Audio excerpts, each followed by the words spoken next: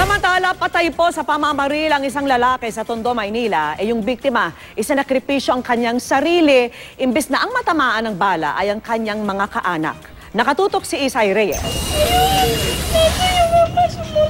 Hindi matanggap ng pamilya alkalde ang sakit na pinagdadaanan ng kanilang pamilya.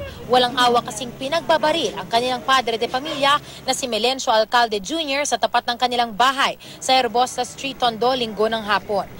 Hanggang sa bumaksak ang asawa ko, doon lang ako nakalapit. Sa CCTV ng barangay, makita sa video na paulit-ulit pinaputukan ang biktima kahit hindi na lumalaban. Ang suspect, kinilalang si Alfredo Teñoso alias John John. Hinaharang daw at pinipigil ni Melencio ang suspect para hindi na madamay ang mga kaanak nito. Kaya po siya tumayot, mga ganun siya, lahat ng balang umano. Sinasalo ng katawan niya dahil kung sakali may lumusot na bala, andyan po lahat ang apo ko. Ang mga pamangkin niyo sa apo, nandyan nagkalat po sa harap bahay. Walang makapagsabi kung ano ang motibo sa krimen. Masakit po yung pagkakamatay ng taxi. Mabait po yung papa ko eh.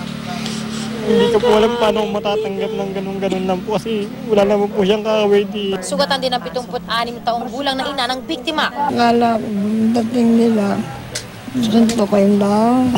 At saka wala kami alam nung papatayin.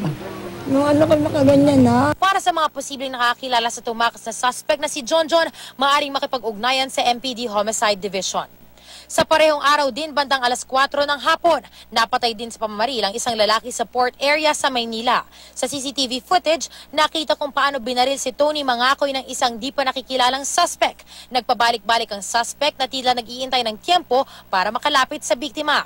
Hanggang natiempohan habang tumatawid sa Railroad Corner Roberto Oca Street sa Maynila. Na makadinig ako ng sabay-sabay na putok.